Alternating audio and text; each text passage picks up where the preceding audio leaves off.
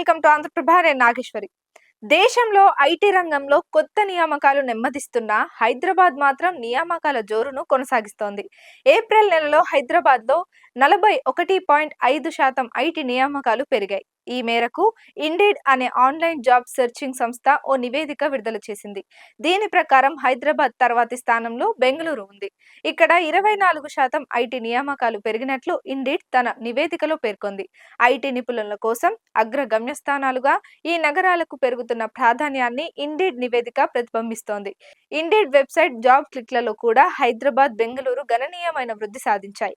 హైదరాబాద్ లో పనిచేసేందుకు 161% ఉద్యోగస్తులు ఆసక్తి కనబర్చారు. ఇక బెంగళూరుపై 80% మంది ఆసక్తి చూపిస్తున్నట్లు నివేదిక పేర్కొంది. అయితే ప్రపంచ ఆర్థిక పరిస్థితి అనిశ్చితి కారణంగా నియామకాలు చేపట్టేందుకు ఐటీ కంపెనీలు ఆసక్తి చూపించడం లేదని తెలిపింది.